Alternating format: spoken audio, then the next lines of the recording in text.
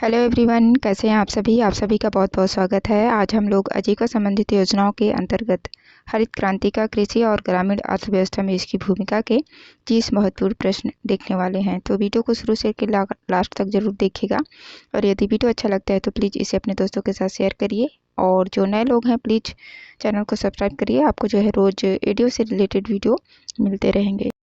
तो चलिए देखते हैं क्वेश्चन। पहला क्वेश्चन है, स्वर्ण जयंती ग्राम स्वरोजगार योजना का पुनर्गठन करके निम्न में से किस योजना की शुरुआत की गई है? ऑप्शन ए है राष्ट्रीय कृषि जैविक मिशन, बी है राष्ट्रीय सहकारिता मिशन, सी है राष्ट्रीय ग्रामीण आजीविका मिशन और डी है इनमें से कोई नहीं। तो सही आंसर क्या है इसका? ऑप्शन नंबर सी, राष्ट्रीय ग्रामीण आजीविका मिशन। ठीक है, स्वर्ण जयंती ग्राम स्वरोजगार योजना का पुनर्गठन करके जो है राष्ट्रीय ग्रामीण आजीविका मिशन की शुरुआत की गई है। ठीक है, ऑप्शन नंबर सी। देखते हैं अगला क्वेश्चन। क्वेश्चन नंबर 2 है, महिला स्व सहायता समूह के बारे में कौन सा कथन असत्य है? ठीक है, जो गलत है उसको बताना है। ऑप्शन ए है, समूह में कम से कम 2 पदाधिकारी, एक अध्यक्ष तथा एक सचिव का होना अनिवार्य है। बी है, बाहरी व्यक्तियों द्वारा समूह के निर्णय में हस्तक्षेप कर सकते हैं। सी है, प्रति 6 माह में समूह का वित्तीय अंकेक्षण सामुदायिक अंकेक्षण के द्वारा किया जाता है। और डी है, खाता संधारण हेतु एक पुस्तक संचालक का चयन समूह से किया जाता है। तो असत्य कथन इसका कौन सा है? ऑप्शन नंबर बी, बाहरी व्यक्तियों द्वारा समूह के निर्णय में हस्तक्षेप कर सकते हैं। बाहरी व्यक्ति जो है समूह के निर्णय में हस्तक्षेप नहीं कर सकते। ठीक है, इसलिए जो है ये गलत है। ठीक, ऑप्शन नंबर बी। देखते हैं अगला क्वेश्चन। क्वेश्चन नंबर 3 है, भारतीय जनजाति सहकारी विपणन विकास मर्यादित ट्राइफेड की स्थापना कब हुई थी? ऑप्शन ए है 6 अगस्त 1987, बी है 5 जून 1990, सी है 3 जुलाई 1992 और डी है इनमें से कोई नहीं। तो सही आंसर क्या हो जाएगा? ऑप्शन नंबर ए, 6 अगस्त 1987 को जो है भारतीय जनजाति सहकारी विपणन विकास मर्यादित संघ की स्थापना हुई है। ठीक है, ऑप्शन नंबर ए। देखते हैं अगला क्वेश्चन। क्वेश्चन नंबर 4 है, rock failure and Ford foundation किससे संबंधित है? ऑप्शन ए है श्वेत क्रांति, बी है हरित क्रांति, सी है नीली क्रांति और डी है पीली क्रांति। सही आंसर क्या हो जाएगा? ऑप्शन नंबर बी, हरित क्रांति से। ठीक है, rock failure and Ford foundation हरित क्रांति से संबंधित है। ठीक है, ऑप्शन नंबर बी। देखते हैं अगला क्वेश्चन। क्वेश्चन नंबर 5 है, ग्राम संगठन के समिति में कितने सदस्य होते हैं? ऑप्शन ए है 2 से 4 सदस्य, बी है 3 से 6 सदस्य, सी है 2 से 1 सदस्य और डी है 4 से 5 सदस्य। तो सही आंसर क्या हो जाएगा? ऑप्शन नंबर ए, 2 से 4 सदस्य जो है ग्राम संगठन की समिति में होते हैं। ठीक है, न्यूनतम 2 और अधिकतम 4 सदस्य। ठीक है, देखते हैं अगला क्वेश्चन। क्वेश्चन नंबर 6 है, ग्राम संगठन को योजना के माध्यम से स्टार्टअप राशि का अनुदान कितना होता है? ऑप्शन ए है 25,000 रुपये, बी है 30,000 रुपये, सी है 35,000 रुपये और डी है इनमें से कोई नहीं। सही आंसर क्या हो जाएगा? ग्राम संगठन की योजना के माध्यम से जो स्टार्टअप राशि अनुदान मिलता है कितना है? 35,000 रुपये। ठीक है, ऑप्शन नंबर सी। अगला क्वेश्चन है, क्वेश्चन नंबर 7 है, संकुल स्तरीय संगठन की कार्यकारिणी समिति में निम्न में से कौन से सदस्य शामिल नहीं है? ऑप्शन ए है सरपंच, बी है सचिव, सी है अध्यक्ष और डी है कोषाध्यक्ष। सही आंसर क्या हो जाएगा? Option number A, sarpanch. Sarpanch जो है इसके सदस्य में शामिल नहीं होते हैं, बाकी सचिव, अध्यक्ष और कोषाध्यक्ष 3 लोग ठीक है इसमें इसके सदस्य में शामिल होते हैं। ठीक है, संकुल स्तरीय संगठन की जो कार्यकारिणी समिति होती है उसमें। ठीक है, देखते हैं अगला क्वेश्चन। क्वेश्चन नंबर 8 है, संकुल स्तरीय संगठन योजना के माध्यम से स्टार्टअप राशि के लिए कितना अनुदान दिया जाता है?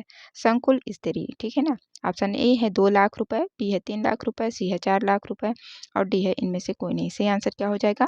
संकुल स्तरीय संगठन योजना के माध्यम से स्टार्टअप राशि के लिए जो है अनुदान 2 लाख रुपए दिया जाता है। ठीक है, ऑप्शन नंबर ए। और ग्राम संगठन में अभी ऊपर में देखें कितना? 35,000 रुपये। ठीक है, संकुल स्तरीय संगठन योजना के माध्यम में जो अनुदान की राशि है 2 लाख रुपए, ऑप्शन नंबर ए। देखते हैं अगला क्वेश्चन। क्वेश्चन नंबर 9 है, संकुल स्तरीय संगठन में ग्राम संगठनों के कार्यकारिणी समिति इसी की बैठक माह में कितने बार आयोजित किया जाता है? ऑप्शन ए है 1 बार, बी है 2 बार, सी है 3 बार और डी है इनमें से कोई नहीं। तो सही आंसर क्या हो जाएगा?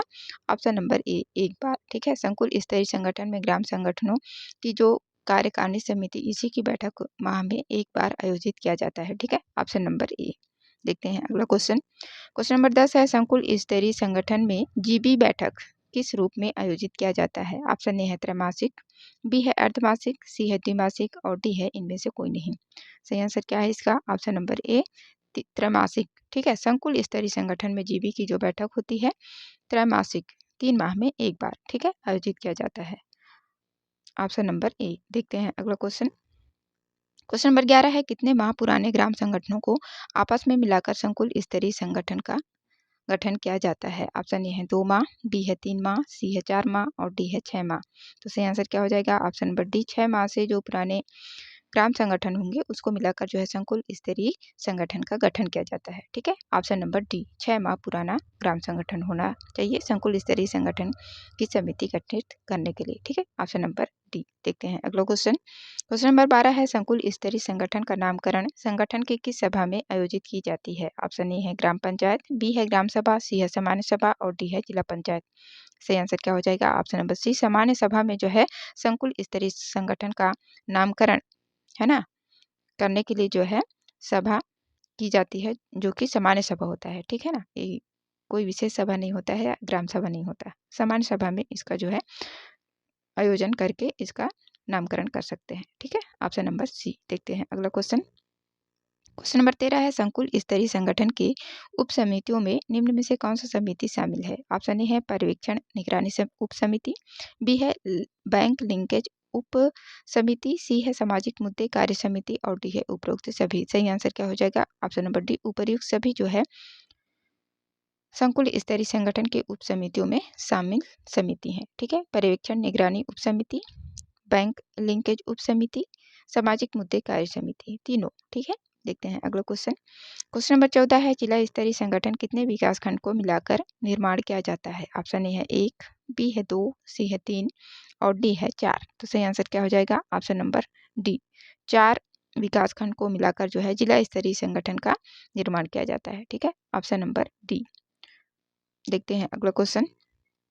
क्वेश्चन नंबर 15 है, संकुल स्तरीय संगठन योजना के माध्यम से CIF के रूप में लगभग कितना राशि अनुदान के रूप में दिया जाता है? ऑप्शन ए है 1 से 2 करोड़, बी है 1 से 1.5 करोड़, सी है 2 से 3 करोड़ और डी है 3 से 4 करोड़। सही आंसर क्या हो जाएगा? ऑप्शन नंबर बी, 1 से 1.25 करोड़ की राशि जो है संकुल स्तरीय संगठन योजना के माध्यम से CIF के रूप में राशि जो है अनुदान में दिया जाता है। ठीक है, संकुल स्तरीय संगठन की बात की जा रही है। ठीक है, देखते हैं अगला क्वेश्चन। क्वेश्चन नंबर 16 है, ग्राम संगठन के बारे में कौन सा कथन असत्य है?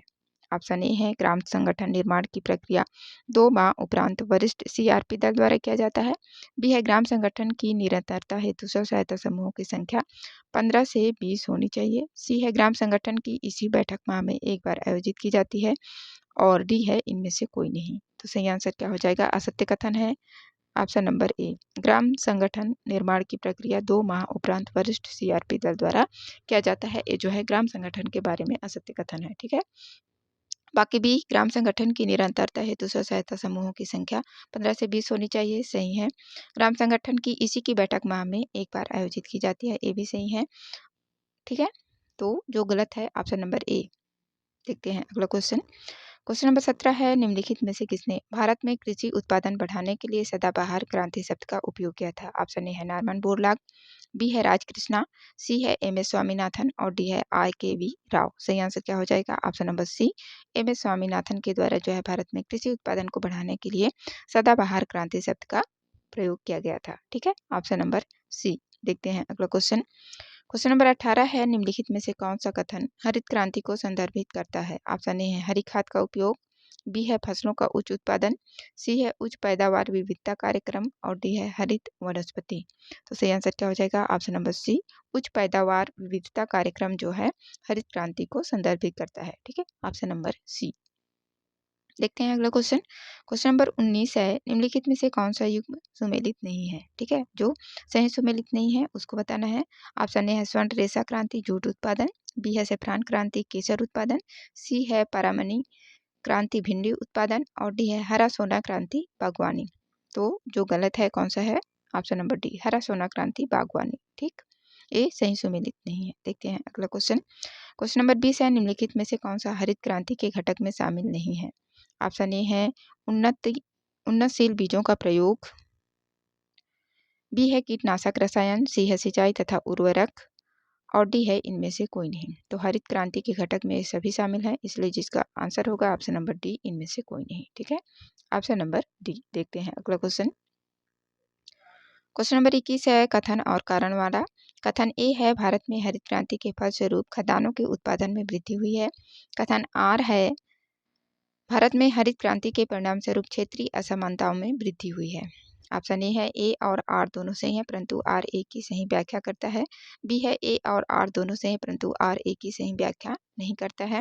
सी है ए सही है परंतु आर गलत है और डी है ए गलत है परंतु आर सही है। तो इसका जो सही आंसर है ऑप्शन नंबर ए है, ए और आर दोनों सही हैं और आर ए की सही व्याख्या करता है। ठीक है, भारत में हरित क्रांति के फलस्वरूप खदानों के उत्पादन में वृद्धि हुई है और आर है कथन भारत में हरित क्रांति के परिणाम स्वरूप क्षेत्रीय असमानताओं में वृद्धि हुई है। तो दोनों ठीक है, कथन और कारण दोनों जो है सही है और आर ए की सही व्याख्या करता है। ठीक है, कथन कथन दे दिया है, कारण कथन ए है और कथन कारण आर।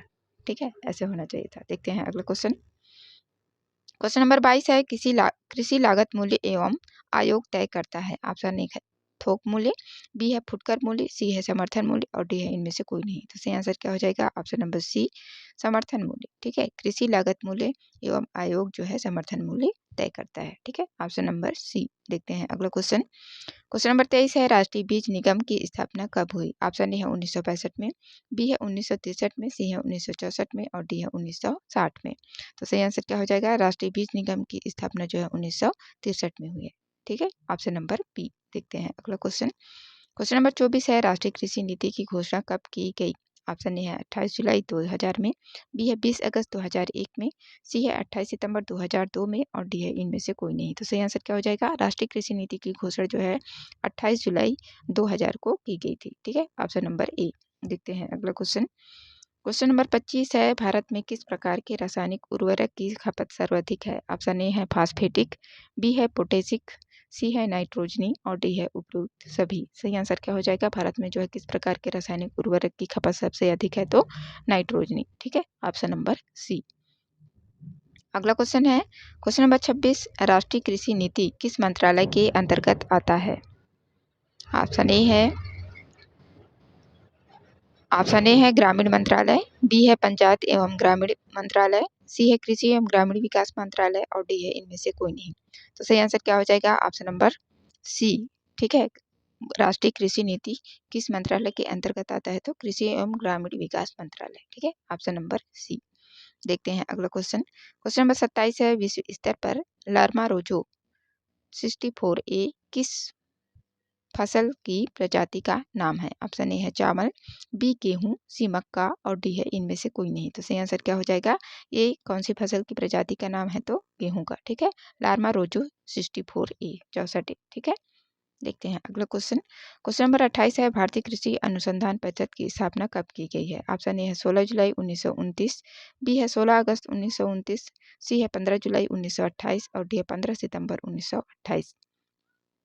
सही आंसर ऑप्शन नंबर ए 16 जुलाई 1929 को जो है भारतीय कृषि अनुसंधान परिषद की स्थापना की गई है। ठीक है, ऑप्शन नंबर ए। देखते हैं अगला क्वेश्चन। क्वेश्चन नंबर 29 है हरित क्रांति के विकास के 3 चरणों का सही क्रम बताइए। ऑप्शन ए है 1985 से 1995, फिर 1967 से 1980। तो इसका जो सही आंसर है ना ऑप्शन नंबर बी है 1967 से 1980 और इसके बाद 1981 से 1985 और 1986 से 1995। हरित क्रांति के ये 3 चरणों का सही क्रम है। ठीक है, 1967 से 1980, फिर 1981 से 1985 और 1986 से 1995। ठीक है, तो इसका आंसर होगा ऑप्शन नंबर बी। देखते हैं अगला क्वेश्चन। क्वेश्चन नंबर 30 है इस वीडियो का लास्ट क्वेश्चन। हरित क्रांति में सर्वाधिक प्रभावित फसलों का सही क्रम बताइए। ऑप्शन ए है चावल, मक्का, गेहूं, बाजरा, ज्वार, बी है गेहूं, चावल, मक्का, ज्वार, बाजरा, सी है मक्का, ज्वार, बाजरा, गेहूं, चावल और डी है गेहूं, मक्का, चावल, बाजरा, ज्वार। सही आंसर क्या हो जाएगा ऑप्शन नंबर बी, गेहूं, चावल, मक्का, ज्वार और बाजरा। ठीक है, हरित क्रांति में जो सबसे अधिक प्रभावित फसल थे गेहूं, चावल, मक्का, ज्वार और बाजरा। ठीक है, ऑप्शन नंबर बी। तो ये थे 30 महत्वपूर्ण प्रश्न। आशा करती हूँ आप लोगों को वीडियो अच्छा लगा होगा। वीडियो देखने के लिए आप सभी का बहुत बहुत धन्यवाद।